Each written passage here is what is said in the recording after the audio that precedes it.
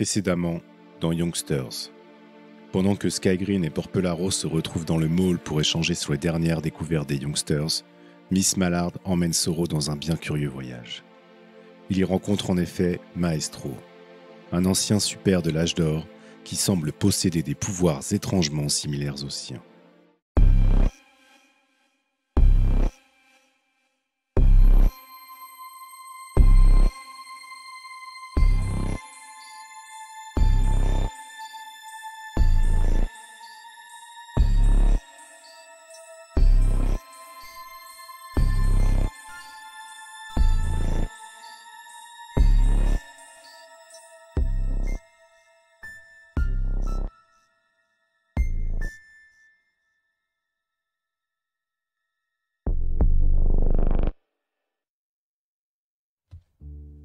Sky, tu es dans le mall.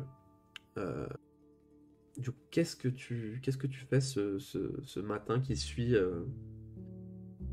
Arrivant à cette conclusion, je pense que je vais passer ma matinée à errer dans le mall, afin d'éviter la conclusion, qui pourtant se présente à moi et je vais finir quand même par me laisser guider par mes pieds, jusque sur le toit du mall et aller dans ce petit coin où je sais que j'ai, habilement dissimulé, sous un petit gadget, de ma planète, ma navette. Je sais qu'elle ne peut pas repartir, mais je sais qu'elle peut encore émettre et que, un des moyens de pouvoir obtenir des informations, c'est de reprendre contact. Mmh. Chose que j'ai évité de faire. J'ai juste, signalé que j'allais bien et que j'allais en profiter pour étudier un petit peu la planète vu que j'étais dessus. Mais, depuis, j'ai un peu fait silence radio et voilà. Je sais pas trop comment ça va se passer, mais donc j'ai décidé de rappeler, mon escadrille et en fait, de rappeler ma sœur qui faisait partie de mon escadrille. Donc j'ouvre mon cockpit, je m'installe et dans un soupir, je branche l'émetteur. Tu sais qu'à partir du moment où tu rebranches cet émetteur, toute l'escadrille avec laquelle tu étais parti va avoir l'information de ta position. Mmh. Tu sais pas exactement ce qu'ils ont pensé de ce silence radio. Est-ce que c'était de l'inquiétude ou ou non? Mais bon, t'as quand même coupé sur un temps certain les communications avec cet escadron avec lequel normalement t'es quand même en lien à peu près constant.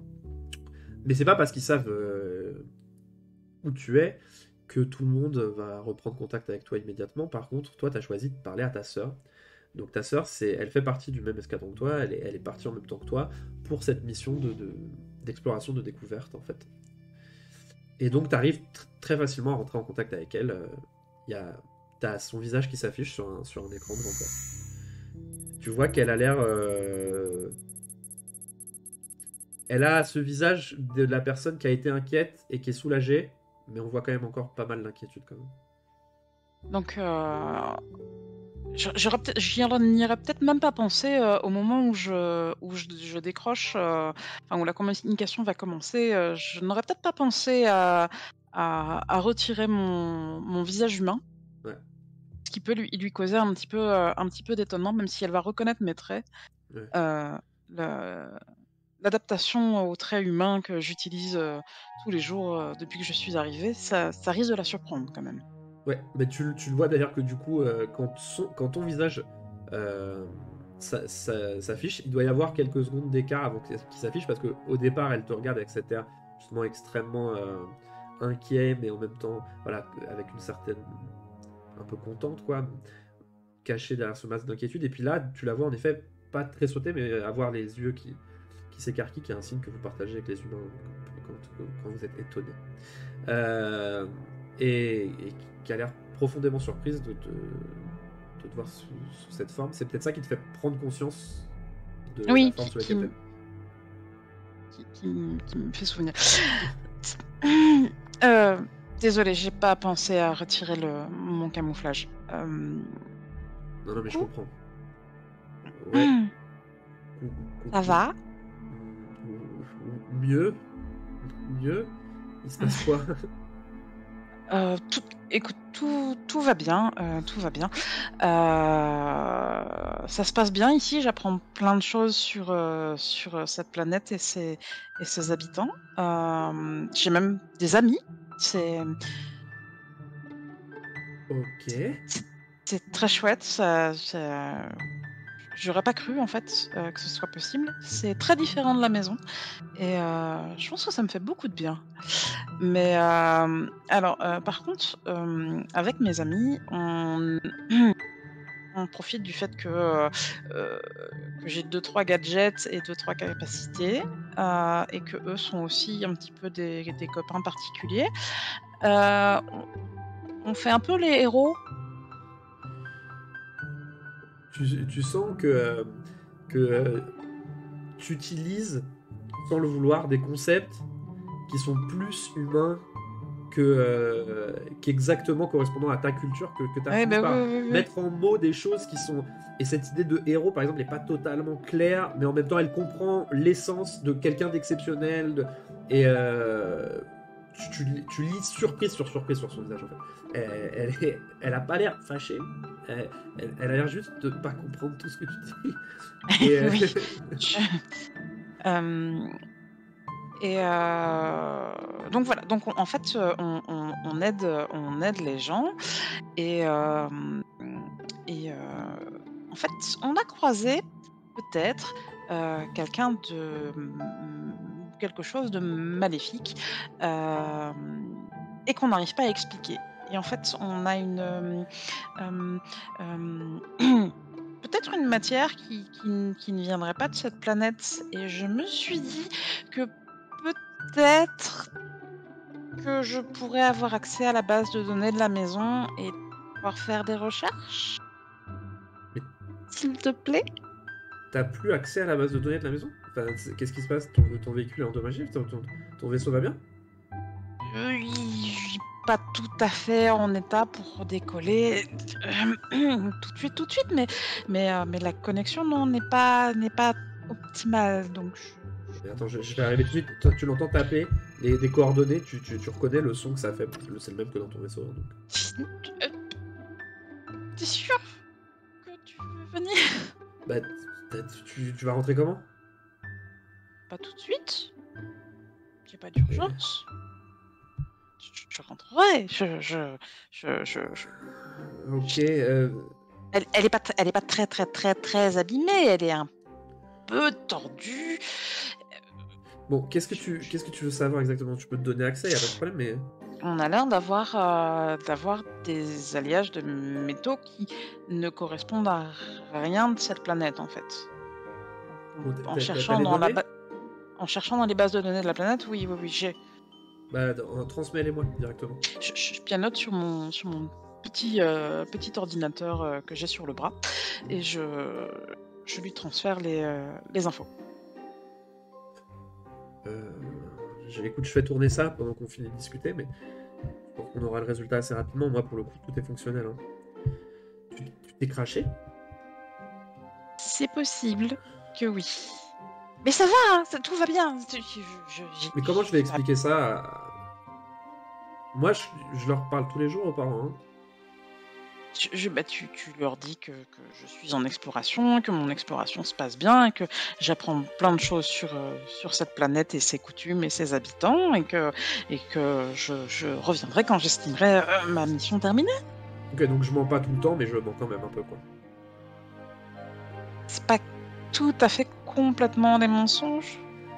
Un, un. Ah, attends, bah j'ai un résultat. Euh... Bah ouais. C'est sûr que t'as pas ça dans les données de base. Tu la vois pianoter des trucs. Alors, Ah, c'est pas exactement. Enfin, on dit pianoter pour traduire en humain parce qu'on parle à des humains, mais il s'avère que c'est d'autres types de mouvements, mais qu'elle entre dans tout ça. Bah, je t'envoie ça. Mais tu vois que là, elle est un peu soucieuse, en tout cas en questionnement, quoi.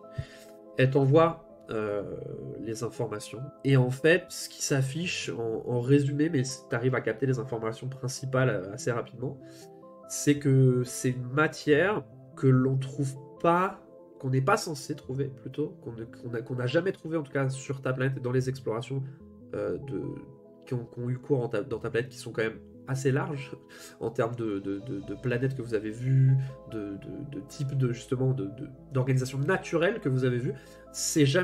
On n'a jamais trouvé ce métal à l'état naturel. Et le seul endroit où on a trouvé ce métal, quelque chose qui ressemble, l'alliage le plus proche de ce que l'ordinateur arrive à analyser, c'est dans des expériences sur les superpositions de dimensions et des espaces qui sont pas vraiment physiques, qui sont entre... Voilà. Des questions de dimensions superposées, des choses dont tu n'as pas forcément une très bonne maîtrise, mais dont les scientifiques de ton peuple ont des débuts de pistes, sur lesquels ils ont des débuts de pistes plus avancés en l'occurrence que sur Terre. Donc, mais c'est quelque chose d'extrêmement rare. En gros, du coup, ça serait que ça existerait ici, mais pas vraiment ici, ou ici, mais pas vraiment ici, enfin ailleurs. La théorie, c'est que si t'en trouves ici, ça vient quand même pas d'ici, mais d'un ailleurs qui est ici. D'accord, ok.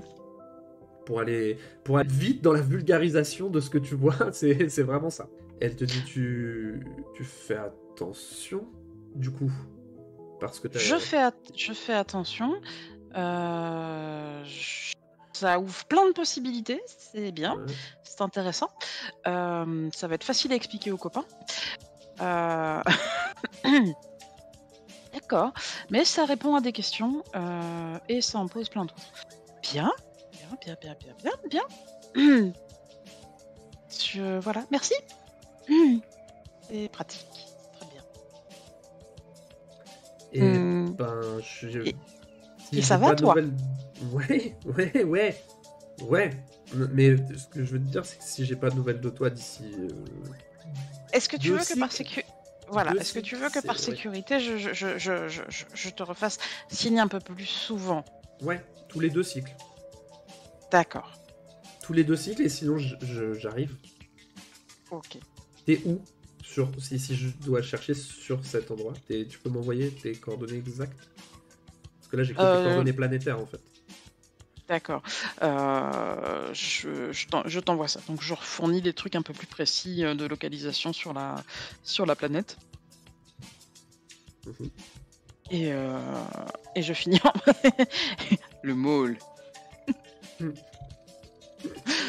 On voit s'afficher, toi, un espèce de plan hyper précis du mall vu de l'extérieur, et toi, finalement, ta petite maison, quoi.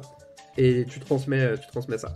Et tu la vois qui te regarde, tu sens encore dans cet échange à quel point elle est perdue, mais à quel point elle te fait vraiment confiance, visiblement. Et elle te dit, dans 2 cycles. Merci, Sorette. Ouais. Et elle appuie sur un bouton, et tu perds la communication. J'espère juste que les parents vont pas débarquer. André est un garçon exceptionnel. Et tu sais aussi ce que je pense de toi. Enfin, je voulais que vous vous rencontriez. Je ne pouvais faire autrement. Je ne vous trahirai pas, André, en disant que vous avez vécu un moment difficile dans la maîtrise de votre art, un moment où vous avez perdu un peu le contrôle de ce que vous exprimez. Et je pense que ça... Oscaro, je suis sûr que tu peux faire quelque chose pour lui. Je suis sûr que tu sais ce que c'est, et si tu peux l'aider, non? Elle te regarde avec un vrai désarroi et un vrai questionnement. Il y a une légère expression de perplexité qui passe dans son visage. Puis, voyant tous les espoirs qu'elle porte vers lui, il tente aussitôt de s'en montrer digne. Donc, il se persuadant, il te gratifie d'un sourire. Qu'est-ce qui fait battre votre cœur, André? Qu'est-ce qui fait battre mon cœur? Quel est cet art qui vibre en vous, qui ne demande qu'à s'exprimer? La comédie, de faire passer ses émotions à une audience, faire vivre ce qu'on ressent lorsqu'on lit des pièces, lorsqu'on expérimente l'art tel que vous le faites, tel que j'essaye de l'apprendre, moi avec le théâtre, vous avec la musique, mais voilà, enfin, je sais pas, vous êtes au courant de ce qui s'est passé Au courant de quoi? Disons que cette émotion, toutes ces émotions, ce trop-plein, je n'ai pas su le maîtriser et cela a causé d'énormes dégâts. Ces émotions se sont manifestées à travers moi d'abord, puis en dehors de moi. Et lorsque je ne maîtrise pas ça, lorsque je n'arrive pas à endiguer ce flow, je cause des dégâts autour de moi, je fais du mal aux gens. Il y a son sourire de façade qui est littéralement tombé. Au début, il a commencé à battre des paupières, un peu incrédule. Tout de suite, le pied a recommencé à battre la mesure. Et là, pour le coup, le sourire est réellement tombé. Et il a dégluti, comme je le fais moi-même à cet instant, et il a commencé à regarder Georgina avec une once de stupeur. Il t'a regardé avec plus d'attention, André. Vous dites que vos émotions ont pris une part telle qu'elles ont provoqué des dégâts. Oui, c'est difficile à exprimer, mais je vais vous raconter. Voilà, je révisais Roméo et Juliette avec une camarade en face de ma classe, de ma professeure, et d'un seul coup, sans faire dans les détails, je crois qu'un flot d'énergie est sorti de moi. Je me rappelle plus parce que quand j'ai rouvert les yeux, tout le monde était au sol, pleurait, était d'une tristesse infinie. Et plus tard, on m'a raconté que c'est moi qui avais causé ça, que d'un coup, tout le monde s'est écroulé. Et voilà. Et j'ai réexpérimenté ça il y a pas longtemps, mais avec plus de contrôle cette fois-ci. Au fur et à mesure que Soro, qu'André parle, exprime tout ça, la main de Georgina vient se poser sur l'épaule d'Oscaro, tentant, vainement peut-être, mais d'absorber avec lui le choc qu'il est en train de subir. Elle sait, cette main signifie qu'elle sait ce qui se passe, qu'elle sait la dureté de ce qu'elle lui demande, et qu'elle veut être avec lui à ce moment-là. Parce que là, Oscaro a fait mine de vouloir se saisir à nouveau de son verre d'alcool, de se lever. Il a senti le contact soudain, le doux contact de la main de Georgina sur son épaule. Presque machinalement, il a posé sa main sur la sienne. Étant un peu figé dans son mouvement, il finit par se laisser retomber sur le canapé. Il la regarde. Elle a pour le coup toute façade, toute tentative de se montrer sous son meilleur jour de séduction et a vraiment volé en éclats. Et il y a ses lèvres qui s'entr'ouvrent et qui commencent à bredouiller des propos inaudibles. Il commence à mimer un nom de la tête à l'attention de sa compagne. Moi, je ne peux pas.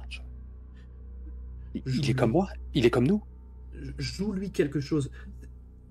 Tu peux l'aider, tu peux. Bien sûr, si tu vois qu'il y a à la fois de la conviction et du désespoir qui se mêlent dans sa voix. C'est un mélange très subtil entre ces deux variations dans sa voix. Tu peux jouer. Ce que toi, tu n'as pas réussi, mais tu peux l'aider. Aide-le. Joue-lui quelque chose pour qu'il se sente, qu'il comprenne, Je suis sûr que tu peux. Mais c'est contourner le problème. Je ne peux que créer une émotion passagère. Et tu sais bien que c'est pour ça que je vis reclus. Je ne dois plus... Je ne peux pas, Ouais, mais quoi? Enfin... Comment ça, comme nous, comment ça... Vous êtes pareil? Enfin, je veux dire, vous avez vécu la même chose? Je finis par me lever et commencer à faire les 100 pas dans la pièce, brisant le contact que j'avais avec Georgina. Jeune homme, je suis vraiment désolé. Si j'avais su, j'aurais pu me préparer. Je ne voulais pas vous accueillir dans de telles conditions. Ça doit être aussi éprouvant pour vous que ça l'est pour moi. de la même façon que je viens de le mimer, il se passe une main dans les cheveux, un peu fébrile. Il y a forcément une solution. Il y a- Ensemble, La solution, ce sont que les gens comme nous ne pouvons pas vivre au dehors. Je ne suis pas comme Tchaïkovski ou Wagner. Quand je laisse exprimer ce que j'ai en moi, les choses nous dépassent.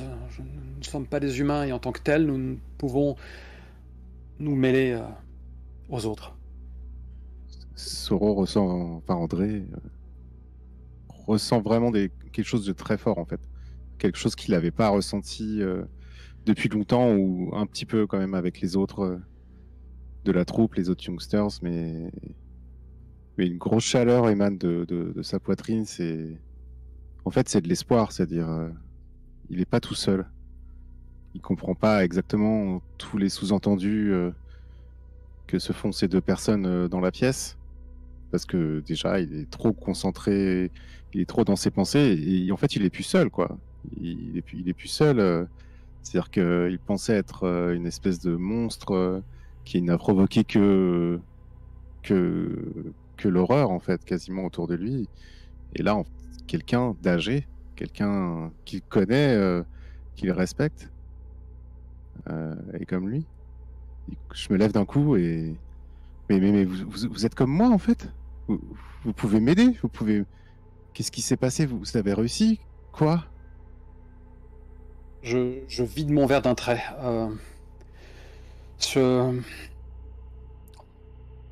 Il lance encore un regard en coin à l'attention de Georgina. Écoutez, jeune homme, allons-y, essayons, oui, je joue, je compose là-bas un peu plus loin dans le couloir. Précédez-nous, nous arrivons. Je vais voir si mon art peut débloquer ou apaiser quelque chose en vous. Est-ce que tu t'exécutes et tu nous précèdes dans le dit couloir? Ou tu vas arriver dans une salle gigantesque pleine de miroirs avec un piano magnifique? Absolument. Et j'y vais même pas à décider. Sur ce piano, il y a sans doute un cahier où est griffonné une nouvelle mélodie dont il a le secret et qui ne sortira sans doute jamais de ses murs. Et si la caméra te suit, toi, le seul véritable PJ dans cette pièce, peut-être que on ne nous voit plus et je ne peux décrire quoi que ce soit, à moins que... Si. Ah, ok. Georgina, qu'est-ce que tu avais en tête? Tu penses que notre capacité à influer autrui peut nous aider à nous guérir mutuellement?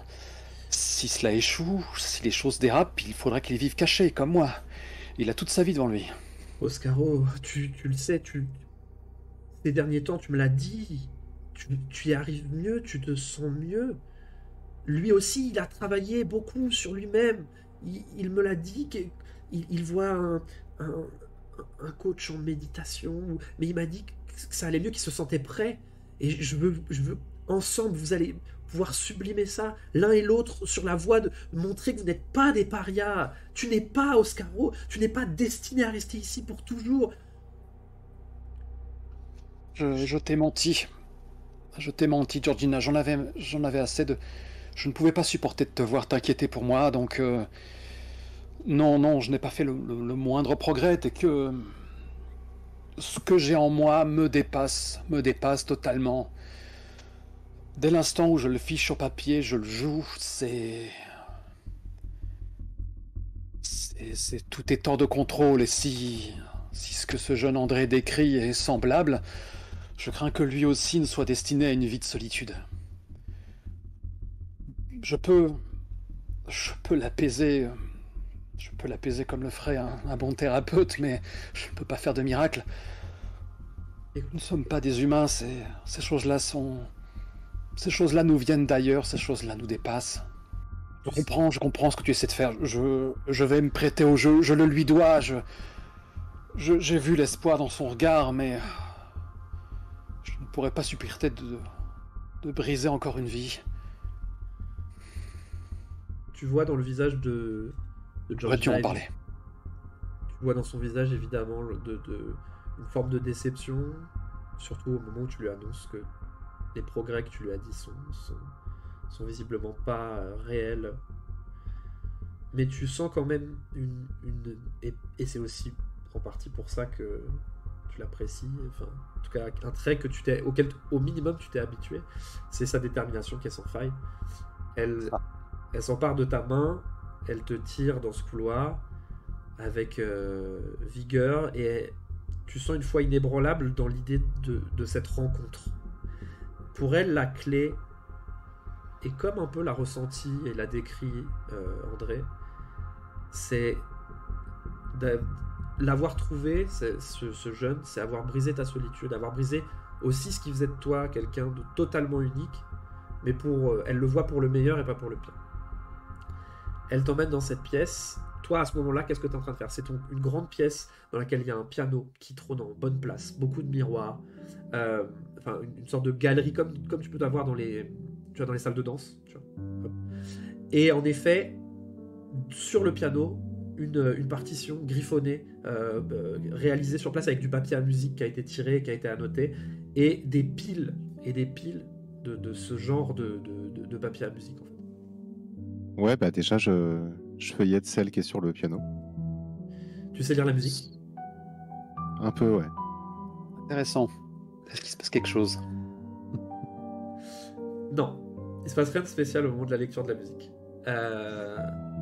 Est-ce que tu peux nous dire par contre quelle était la dernière chose que tu avais composée, que tu avais mis sur ce piano?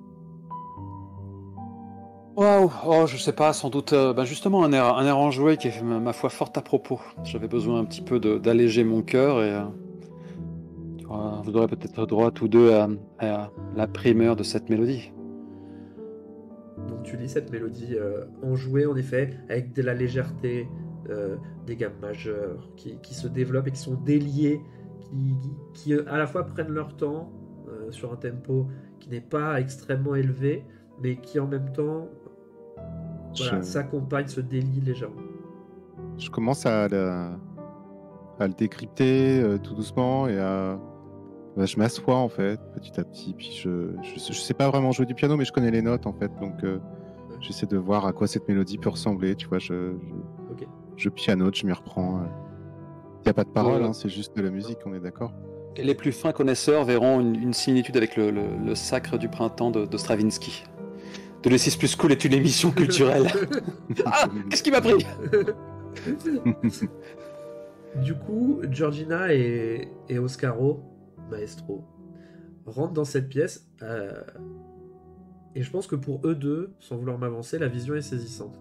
Puisque sur ce banc sur lequel personne à part Maestro ne s'est assis finalement plus de quelques secondes, peut-être quand Georgina s'est assis à côté de lui un petit instant, mais il y a ce jeune dont on vient de comprendre la proximité, malgré leur rencontre toute récente avec Maestro, qui pianote cette mélodie à peine fraîchement sortie finalement de l'esprit de Maestro.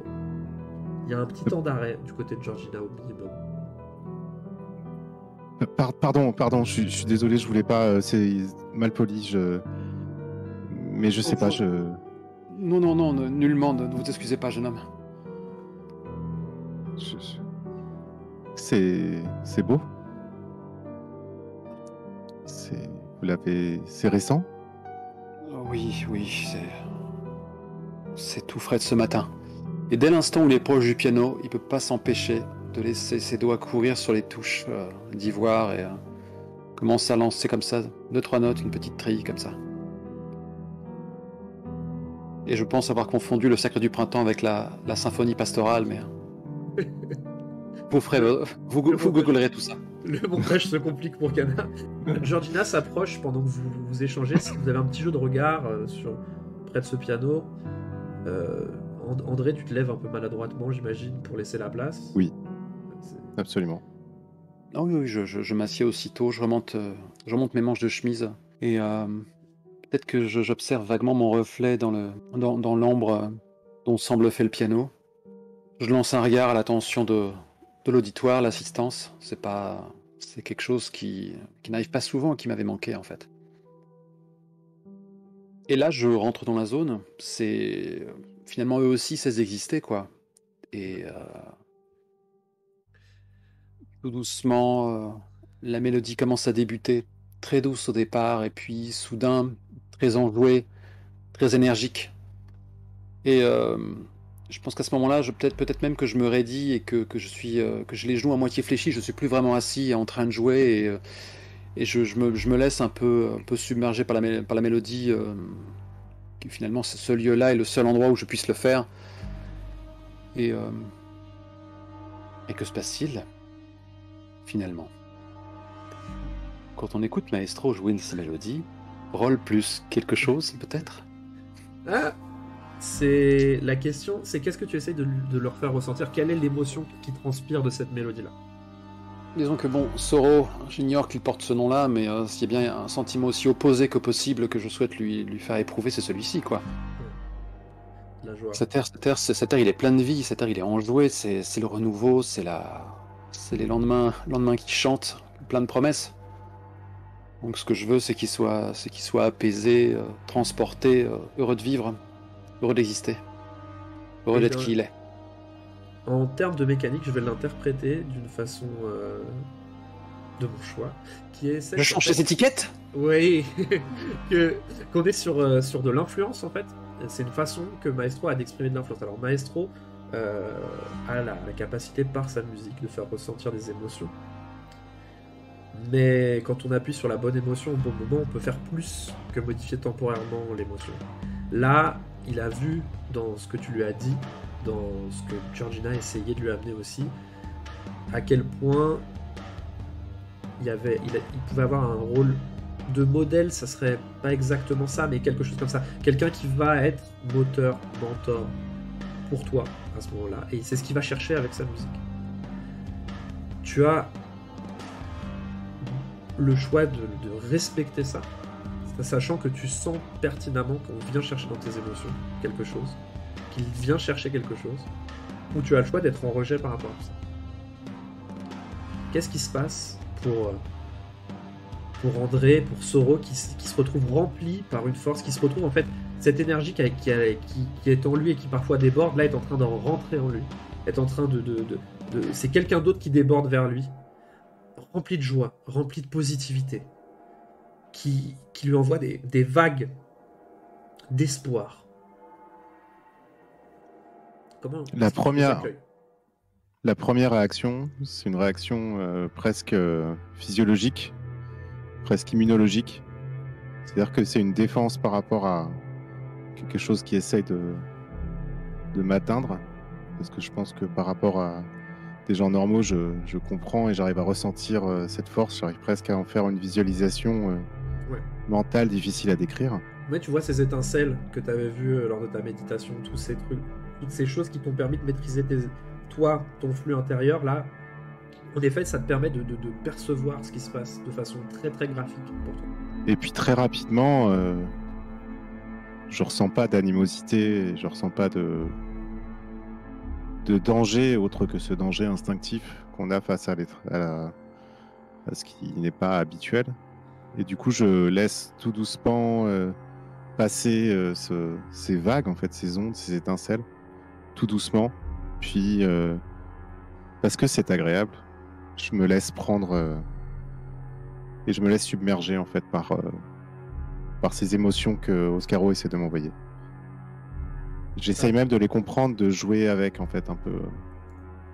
Ok, tu accueilles cette tentative de te montrer ce qu'il y a de meilleur dans ce que vous êtes, ce qu'il y a comme richesse et comment on peut aider les autres à travers votre art, à travers votre façon de justement transmettre de l'émotion.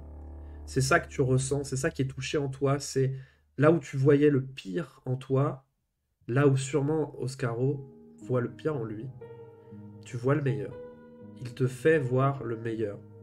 Et en fait, je commence à déclamer des morceaux de la pièce que Madame Mallard m'a fait apprendre. J'essaie de l'amener en rythme. Et moi aussi, tu vois, de lui envoyer ces émotions qu'il y a dans ces répliques, dans cette pièce. Mais en essayant d'être mesuré, de ne pas casser l'harmonie, la fréquence, cette vague que lui m'envoie. J'essaie de les épouser et de ne pas les détruire. Sachez. Ouais, il va falloir que tu lances un 2d6. Tu me fais juste 2d6 plus de cette émotion que j'ai. Double 6. Tu essayes, grâce à ce texte, déjà tu trouves immédiatement la partie du texte qui peut correspondre à ce qui se passe. Tu vois dans cette musique qui t'envahit, tu sens ce que tu peux répondre. En effet, ça vient du texte de Georgina. Tu commences à déclamer. Vous entamez une sorte de dialogue qui, en parlant totalement autre chose l'un à l'autre, en utilisant deux langages différents, en apparence, vous utilisez en fait exactement le même langage. Vous échangez des émotions dans un dialogue ténu. Tu as ta place tu lui laisses sa place d'aîné et tu prends la tienne de jeune premier et vous dialoguez, vous échangez des choses que vous avez jamais pu dire à personne en fait. L'un à l'autre, vous arrivez à échanger des choses que vous avez jamais pu dire à personne. Toi, tu te sens rempli petit à petit d'une quantité